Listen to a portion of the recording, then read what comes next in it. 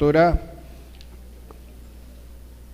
Sonia Bonilla, uso adecuado de esteroides tópicos y cómo y cuándo utilizarlos en dermatología. La doctora Bonilla hizo su doctorado de medicina en la Universidad Evangélica de San Salvador, y su especialidad de dermatología en la Universidad de Guadalajara, en Guadalajara, México. Es poseedora de algunas becas recibidas y distinciones académicas abundantes, y también está certificada por el Consejo Mexicano de Dermatología. Por favor, doctora.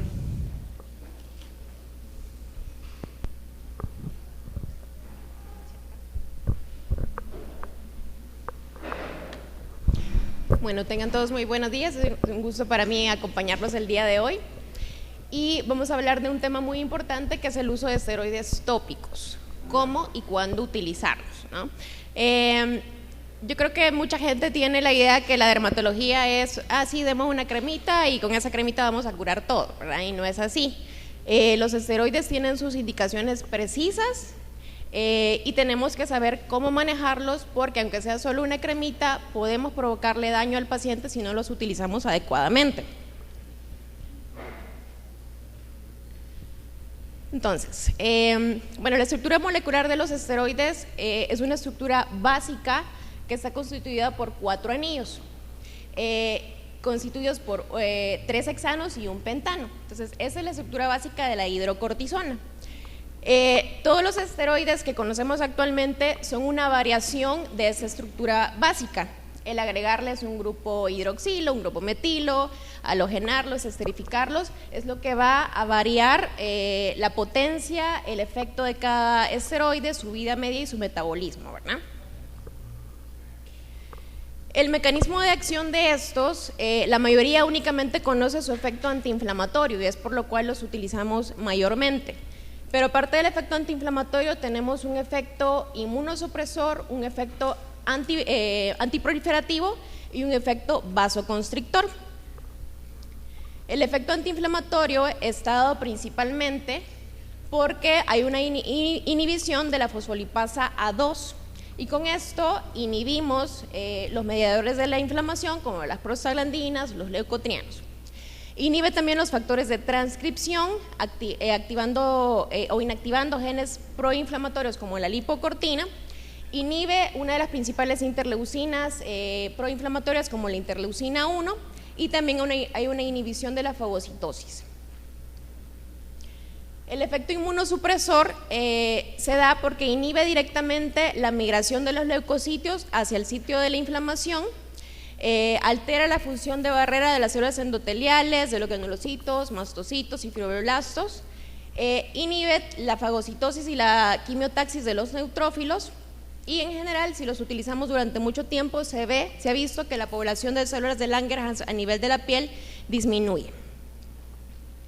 El efecto antiproliferativo lo vemos porque hay una inhibición directa sobre la síntesis de ADN y las mitosis, y está inhibiendo la proliferación de los queratinocitos, de los fibroblastos y de las fibras de colágeno cuando se utilizan por mucho tiempo.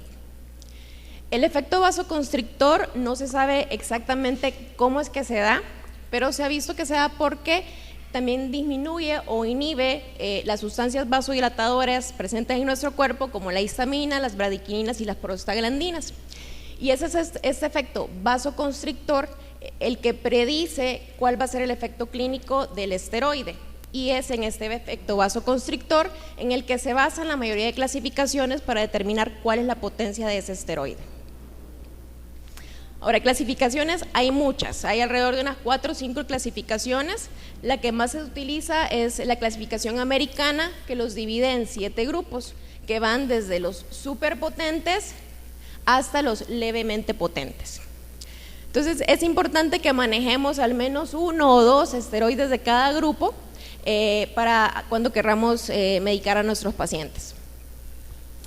Entonces, dentro de los superpotentes tenemos el dipropionato de betametasona, y una cosa interesante, o sea, la lista es muy grande, entonces es difícil aprenderse exactamente cada uno de estos, por eso es bueno manejar 2 o 3 de cada grupo, pero si se fijan, hay esteroides que se repiten en cuanto a las clases.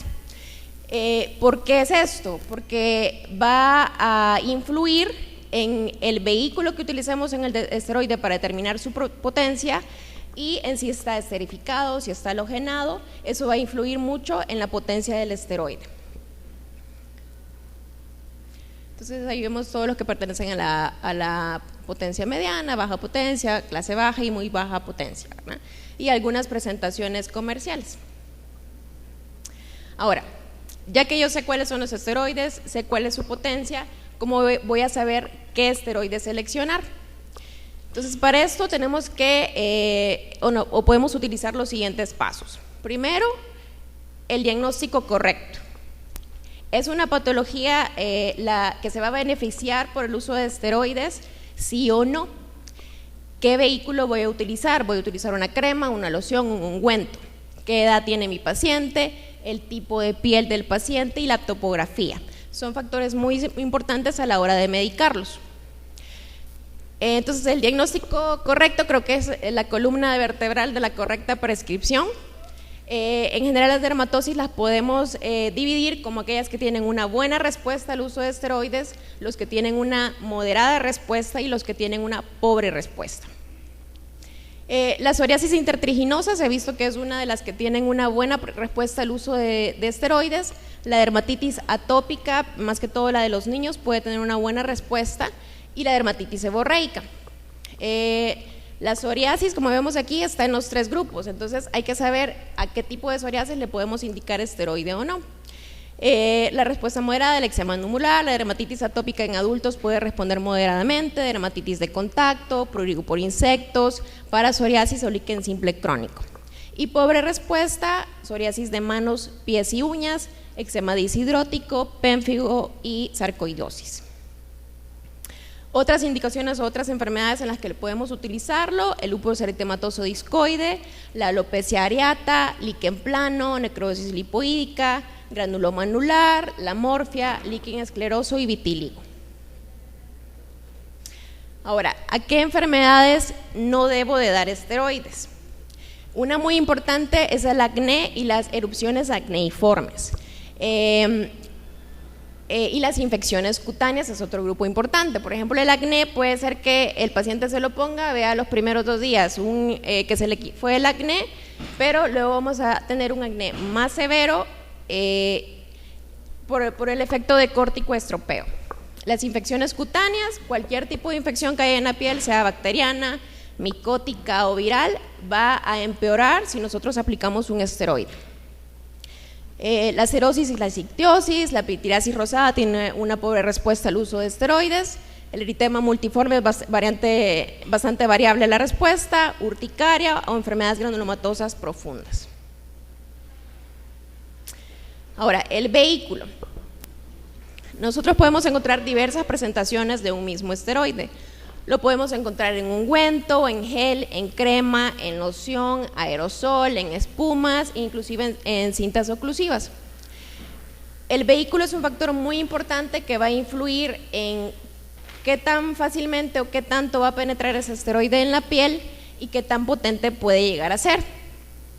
El ungüento es un vehículo oleoso que es más efectivo para tratar lesiones que están liquenificadas o fisuradas. En piel que está muy gruesa, que está hiperqueratósica, podría ser buena opción porque como es lipofílico puede entrar y penetrar más dentro de la piel. Son menos cosméticos, por lo tanto pueden ser menos aceptados por el paciente porque se va a ver ahí brillosito y se va a notar que anda puesto el medicamento. Las cremas van a ser el vehículo de elección para dermatosis agudas y subagudas. Las podemos utilizar en pliegues, algunas pueden tener algún efecto secante y van a ser más aceptables cosméticamente porque se absorben y no se nota y no se ve ahí que el paciente anda algo puesto, ¿verdad?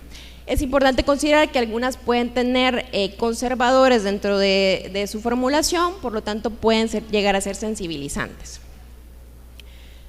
La presentación en solución, gel o aerosol va a ser la mejor presentación para indicarla en cuero cabelludo porque se puede aplicar fácilmente, se absorbe mejor y las podemos indicar cuando requiramos un vehículo no graso, o también cuando son lesiones muy extensas que abarcan una gran superficie de la piel. Aquí es importante considerar que la mayoría contienen alcohol o propilenglicol, por lo tanto pueden causar irritación y pueden causar ardor en el paciente si hay fisuras o si la piel está muy irritada.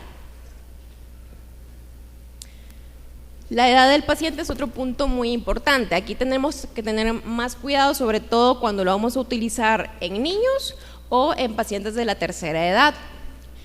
En los niños es preferible siempre elegir esteroides de baja potencia, pero si estamos ante una patología que requiera un esteroide más fuerte o de más alta potencia, entonces tenemos que elegir preferiblemente esteroides que estén esterificados, porque esto disminuye su absorción sistémica. Entonces, a veces es un poquito decirle a los pacientes qué cantidad del medicamento tienen que ponerse cuando son medicamentos tópicos. Entonces tenemos algo que se llama la Fingertip Unit, o sería la unidad del dedo, en español no sé cómo traducirlo, que consiste en la cantidad de medicamento que te cabe en la punta de tu dedo, y así podemos medicar según la superficie del cuerpo en la que utilicemos, si va a requerir una unidad, media unidad, 2 unidades. En pacientes de la tercera edad es importante considerar que van a tener una piel delgadita, una piel seca en la que ya puede haber una atrofia preexistente. Por lo tanto, utilizar esteroides de muy alta potencia en ellos podría ser contraproducente. La topografía y las condiciones de la piel también es otro factor bien importante que va a influir en qué tanto se va a absorber ese esteroide. Las zonas de piel que están ausentes de folículos pilosos o que el estrato córneo esté muy engrosado van a absorber menos los esteroides, entonces tal vez ahí requiramos esteroides más potentes. La dermatitis atópica, por la misma patología, va a haber un defecto en la barrera cutánea del paciente y la penetración de los esteroides puede ser de 2 a 10 veces mayor que en un paciente sin dermatitis atópica. En la piel delgada o dañada, la absorción también va a ser más rápida, más completa. Entonces, en este cuadrito podemos ver que según la zona en la que esté, va a ir aumentando la superficie, la absorción. Por ejemplo, el lugar que menos va a absorber los esteroides es la planta de los pies. A medida que vamos a piel que va a ser menos, cuyo estrato córneo es menos engrosado, va a ir aumentando. Por ejemplo, la espalda va a tener un nivel de absorción mayor, la frente va a ser todavía mayor, y la zona de nuestro cuerpo que más va a estar absorbiendo los esteroides es el párpado, porque es una de las zonas que tiene la piel más delgadita de toda la superficie corporal, y el escroto. Entonces, esas son 2 topografías en las que el uso de esteroides tiene que ser con mucho cuidado y durante tiempo reducido y con el esteroide de menor potencia posible. Ahora, la dosificación y duración del tratamiento. En general, los corticoides de muy alta potencia debemos de usarlos el menor tiempo posible. Se prefiere no utilizarlos durante más de 3 semanas. Con los de moderada potencia podemos inclusive, dependiendo de la patología, utilizarlos hasta por 3 meses, pero siempre la preferencia es elegir el de más baja potencia posible, porque entre menor potencia tenga va a ser más seguro. La taquifilaxia es un término importante que se da en pacientes que utilizan o que abusan mucho de los esteroides. Entonces, por haber un uso tan crónico de estos, puede haber una disminución del efecto de este. Entonces, tenemos que evitar esto y evitar el uso indiscriminado de los corticoides. Los podemos indicar la aplicación ya sea 1 o 2 veces al día, dependiendo de la patología.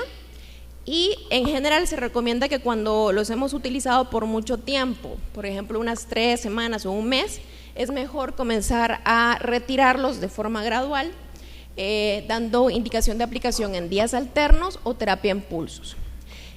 Se dice que no hay que aplicar más de 45 gramos a la semana cuando usamos un esteroide potente, y no más de 100 gramos a la semana cuando utilizamos uno de baja o moderada potencia. y siempre sin oclusión. Ahora, ¿cuáles van a ser los efectos adversos del uso de esteroides? El más frecuente que vemos es la atrofia, pero de ahí también pueden haber reacciones acneiformes, hipertricosis, cambios pigmentarios, infecciones y reacciones alérgicas. La atrofia es definitivamente el que más frecuentemente vemos, y esto se da por el efecto antiproliferativo de los esteroides que les mencioné anteriormente. Disminuye la producción de fibroblastos, disminuye la producción de fibras de colágeno a nivel de la piel y esta comienza a atrofiarse. Entonces vamos a ver una piel delgada, una piel brillante, con presencia de telangiectasias, pueden haber estrías también, y es una piel que está bastante seca también. La reacción acneiforme es otro efecto adverso más o menos frecuente. Vemos erupciones acneiformes muy severas. Una clave diagnóstica puede ser un paciente ya adulto que nunca padeció de acné y de repente aparece con un cuadro de acné muy serio. Uno le pregunta, ¿se puso algo en estas semanas anteriores? Y generalmente se te dicen, sí, me puse de la cremita de dólar, ¿verdad? De la que venden en los buses. Entonces, la rosácea puede ser una reacción adversa importante, y la rosácea es una de las patologías que mejora si utilizamos esteroide, pero va a mejorar un par de días. Inmediatamente el paciente suspende el tratamiento, va a volver con un cuadro todavía más severo y el paciente se vuelve dependiente del esteroide. Entonces es mejor evitarlo para el manejo de esta. La dermatitis perioral con eritema y resequedad en la región perioral es un efecto adverso importante. La hipertricosis, que no se sabe exactamente por qué se da, pero se ha visto hipertricosis cuando se utilizan esteroides más que todo a nivel de rostro, en mujeres o en niños. El desarrollo de infecciones también es un punto importante. Pueden desarrollarse infecciones bacterianas, micóticas, virales, y la incidencia de infección durante la terapia puede ser de un 16 a un 43%. Pongo esta imagen de la zona del pañal porque esta es una patología en la que debemos de evitar el uso de esteroides a toda costa, porque el hecho de poner un esteroide y luego poner un pañal le da un efecto oclusivo a ese esteroide, por lo tanto la penetración va a ser mucho mayor en una piel muy delgadita y muy delicada, y podemos llegar a realmente a causarle serios efectos adversos a ese niño, atrofias en la piel o predisponerlo a sobreinfecciones. Pueden presentarse también reacciones alérgicas que pueden tener una prevalencia desde un 0.2 a un 6%, y aumenta el riesgo entre más está expuesto el paciente al uso de esteroides.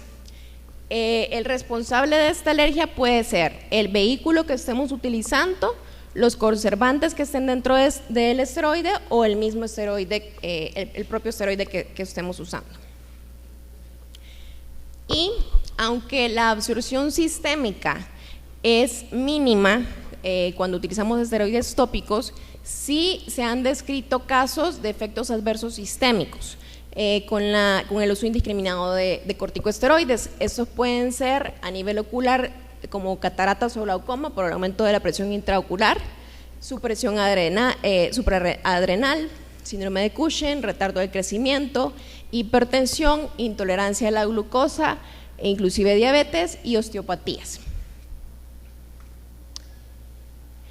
Entonces, en general, las recomendaciones serían: siempre es importante elegir la correcta potencia del esteroide para la patología que voy a tratar. Y bueno, y antes de esto, hacer un diagnóstico correcto de la dermatosis, ¿verdad? Si es algo infeccioso, por supuesto que no le voy a dar esteroide.